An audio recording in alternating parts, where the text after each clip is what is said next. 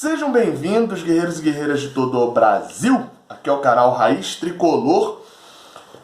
Hoje nós vamos falar sobre Fluminense e Ceará, ou melhor, Ceará e Fluminense, partida válida pela 16ª rodada do Campeonato Brasileiro de 2018, partida disputada lá no estádio Presidente Vargas do Ceará, e a gente vai em busca de tentar mais uma vitória para embalar 3 vitórias seguidas, 5 jogos, 4 jogos sem perder. Vamos tentar isso, né? O Fluminense, já partindo para análise, o Fluminense vem de 2 bons jogos fora de casa em situações semelhantes a que ele vai estar nesse sábado, perdão, no jogo 4 horas da tarde, a gente já acha que é domingo. Por exemplo, o primeiro é que são estádios semelhantes, não é arena de Copa do Mundo. Não é arena como a do Palmeiras ou a do Grêmio, que não foram para a Copa, mas são arenas de Copa do Mundo. São estádios antigos, normalmente acanhados. No caso do Vasco, tinha uma boa lotação ali, né? Tinha 11 mil pessoas, São Januário cabe mais ou menos 20, então o estádio estava bem cheio, assim, né? Estava mais da metade. No caso do Sport, nem tanto, a Ilha do Retiro tinha mais ou menos 11, 12 mil, mas cabe 30 e poucas mil pessoas. Então dava para perceber que tinha alguns buracos no estádio que faziam diferença numa pressão, né? E a outra semelhança é de que o Fluminense é melhor do que o time que ele vai enfrentar fora de casa. No primeiro turno isso vai acontecer algumas vezes, né? Porque tem, por exemplo, o caso... Aconteceu, né? Algumas vezes, como o caso do... A gente pegou fora de casa Paraná, Vitória, pegou agora Sport, o Vasco... pega ainda o América Mineiro, pega também o Ceará. São equipes que o Fluminense é melhor do que ela. O Fluminense é melhor do que ela e pegou fora de casa. E principalmente essa sequência de agora, né, que pegou Sport, Vasco, aí pega o Palmeiras e pega o Ceará. Essa sequência vai ser de 3 jogos em casa e o Palmeiras fora de casa no meio. Ou seja, no segundo turno há um bom projeto de que o Fluminense consiga bons pontos na reta final. Porém, o Ceará é muito mais fraco do que Sport e Vasco. O Sport e o Vasco meio que ainda habitam o patamar que o Fluminense está ali. Tanto que o Vasco tem 2 jogos atrasados, o Sport está ali poucos pontos atrás. O Ceará é uma lanterna disparado. É o pior time do campeonato. É o que já não tem mais perspectiva de ser salvo.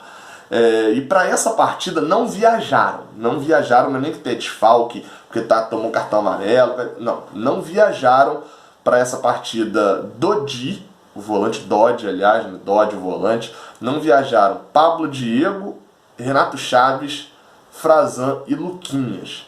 Me surpreende muito, não me surpreende, Luquinhas, Frazan e Renato Chaves, me surpreende os dois não irem, porque Ibanez é a primeira opção na zaga reserva. E como o Richard está de volta, então o Ibanez não deve ser aproveitado como volante. Isso é uma coisa que me dá tristeza, porque eu gostei muito dele jogando como volante. Eu não sabia que na base ele tinha passado por tanto tempo jogando como volante. Achava que ele tinha sido volante ali por um tempo improvisado, mas na verdade ele falou até, né, que a posição dele sempre foi volante. Ele era improvisado na zaga. E como o Ibanez foi, eu achei que pelo menos ia algum outro zagueiro, mas ele cortou Frazan e Renato Chaves. Renato Chaves tinha muita moral com o Abel, era titular com o Abel, e ele nem relacionado agora é mais.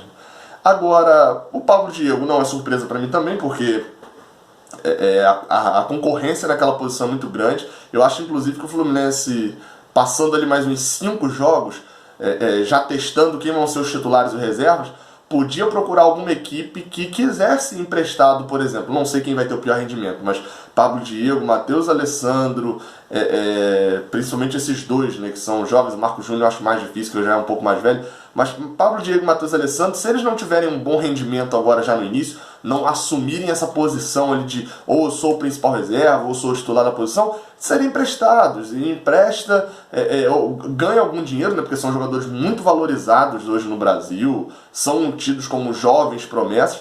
Empresta o jogador se eles não tiverem um bom desempenho natural no início, porque tem muito jogador para a posição. Vamos lá, né? Contratou Everaldo, o Cabezas, o Luciano, Júnior Dutra. Então, assim, são só jogadores de ponta, esses que eu já listei, fora Marco Júnior. Calazans volta provavelmente ali no final de setembro. Então, assim, podia emprestar algum jogador desse. Empréstimo até o final do ano, um time da Série B, o cara vai ter tempo para jogar e vai poder se destacar bastante e volta mais preparado para o Fluminense. E o que me surpreendeu foi a falta de Dodge. Positivamente, é surpresa. Porque ele não jogou nada nos 2 primeiros jogos, foi substituído, mas ele era titular com o Marcelo Oliveira. Ele é suspenso, o Matheus Norton entra e aí de repente ele nem relacionado foi mais. Enfim, não sei se aconteceu alguma coisa, mas de qualquer forma não é normal isso, né? Mesmo com as péssimas atuações dele. A formação que eu faria nessa partida, seria o 4-2-3-1, mantendo a zaga do mesmo jeito, né? Júlio César, Gilberto, Digão, Gum e Ayrton Lucas. Aí, do meio para frente, eu colocaria Ayrton mais pelo tipo de jogo. O Fluminense vai ter muita bola, então um erro de passe, que é o problema do Richard, afetaria muito mais do que o poder de desarme que Richard tem de bom, né? Melhor do que o Ayrton. Então eu colocaria Ayrton e Jadson de volante, recuaria o Jadson e falaria, fica atrás. Só fica saindo de jogo. Não vira meia. Eu não gostei de Jadson como meia, teve uma atuação horrorosa contra o Palmeiras. E acho que é uma opção que talvez deva ser repensada, né? De não utilizar Jadson improvisado naquela posição mais. No trio de frente, nesse 4-2-3-1, eu colocaria Luciano, Sornosa e Júnior Dutra, e na frente o Pedro.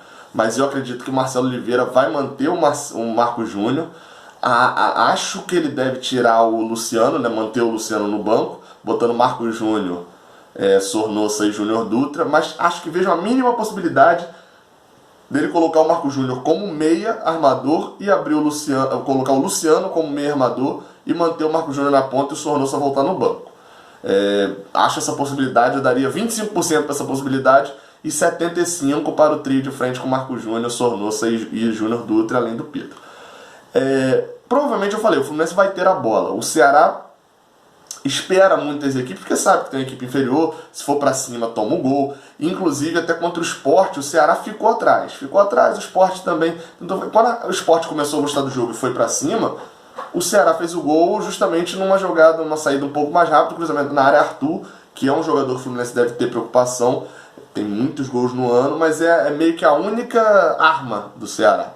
Então o Fluminense tem que se preocupar pouco com a defesa nessa partida.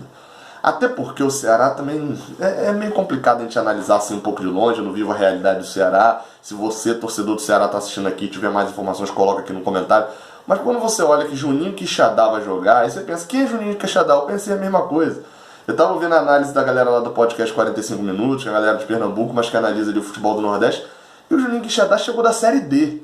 Ele vai estrear no time de titular, vou botar Felipe Azevedo no banco, também não vem jogando muita coisa, e vai estrear de titular, o jogador acabou de vir da Série D. A galera que no Fluminense reclamou, disse que era jogador de pelado, tal do Everaldo e tal, que vem respondendo, vem jogando bem até, porque ele veio da Série B do São Bento, imagina da Série D. Enfim, né? Não dá pra respeitar muito o Ceará. Eu sei que o Ceará vai conseguir pelo menos mais uns 12, 14 pontos nesse campeonato. Não vai terminar com 8 pontos, obviamente. Vai chegar ali para até 20 e poucos pontos. Mas eu não quero e não pode ser o Fluminense a dar 1 ou 3 pontos desses 14 que o Ceará deve conseguir. O Fluminense tem que ir lá para ganhar pelo momento do Fluminense. Se esse jogo fosse no lugar do jogo contra o Sport, eu aceitaria um empate, porque o Fluminense estava com uma realidade diferente ainda e tal. Mas como esse jogo é contra o Ceará hoje, depois de vencer Palmeiras no Maracanã, de vencer Sport na Ilha do Retiro, aí, meu amigo, é hora de vencer. É hora de vencer e vir para uma sequência boa. Se eu falei que o jogo do Palmeiras era um dos jogos mais difíceis dessa sequência até a final do primeiro turno, quem assistiu a análise pré-jogo lá contra o Palmeiras sabia disso, esse jogo contra o Ceará é o jogo mais fácil dessa final de turno. Talvez o do Bahia ali, que é no final no próxima partida, né, do Fluminense, no próximo final de semana, o jogo é em casa, ainda seja um pouco por ser em casa, mas o Ceará é muito inferior ao Bahia. Isso é inegavelmente fácil de perceber. Então eu vejo, e isso eu projetava também, né? Eu comentei isso no jogo contra o Sport, na análise pré-jogo do Sport, que eu olhava Sport e Palmeiras e via um cenário de 4 pontos ali como um cenário bom nessas duas partidas. O Fluminense me surpreendeu com 6 pontos, 2 a mais do que eu projetava, 2 vitórias, e 2 vitórias convincentes, jogando bem. Não é que o Fluminense dominou a partida, a galera às vezes confunde isso. confunde dominar a partida com jogar bem. O Fluminense jogou bem contra o Sport, mas não precisou dominar a partida para isso. Fez um primeiro tempo ruim, é verdade, assim como contra o Palmeiras. Um primeiro tempo ruim também, mas parece que os segundos tempos do Fluminense tem sido muito diferentes. Contra o Vasco foi assim, apesar de ter jogado bem no iniciozinho do jogo, mas melhorou muito no segundo tempo, e a mesma coisa principalmente, né, contra o Sport e contra o Palmeiras. Para esses próximos 3 jogos, eu normalmente costumo fazer essas projeções assim, próximos 3 jogos que são Ceará, Bahia e Inter. Ceará fora, Bahia e Inter em casa no Maracanã, né, provavelmente. São jogos que o Fluminense não pode perder pontos. Eu projetei um cenário de 7 pontos para isso. Porque é óbvio que a gente falar 9 pontos é o que todo mundo quer, beleza, e se for assim o Fluminense é campeão com 38 vitórias. Um cenário de 7 pontos por quê? Porque eu não consegui projetar menos do que isso. Nesse cenário é 7 ou 9. Porque o Fluminense não pode perder nenhum desses 3 jogos. São 3 jogos em que se o Fluminense não é favoritaço, ele é favorito. Tem ali o Inter, né, que é um time que está benzinho no campeonato e tal, mas se o Fluminense vem embalado ali já de 2 vitórias, ou de uma vitória, um empate, né, empata com o Ceará e ganha o Bahia em casa, o Fluminense não pode perder pontos para o Inter em casa. Então, eu vejo essa sequência de 3 jogos. Vamos botar que o Fluminense ganhou 7 pontos, né? Ou empatou amanhã com o Ceará e ganhou o Bahia e Inter, ou então ganhou o Ceará, ganhou o Bahia e empatou com o Internacional. O Fluminense fez 7 pontos, o Fluminense chega à 18ª rodada, imaginando ali um empatezinho com o América Mineiro fora de casa também. O Fluminense vai fazer 8 pontos em 4 jogos, vai chegar a 29 pontos no final do turno. O Fluminense passou 6 jogos sem ganhar nesse turno. Atuações horrorosas, perdeu para o Paraná, perdeu em casa para o Santos, perdeu pontos muito bobos. E mesmo assim chegaria com uma projeção de 58 pontos no final do campeonato. Se desse 2 molezinhos a menos, né, não tivesse perdido para o Paraná e perdido para o Santos, por exemplo, seria uma projeção no segundo turno, né? Eu estou projetando campanhas iguais em primeiro e segundo turno.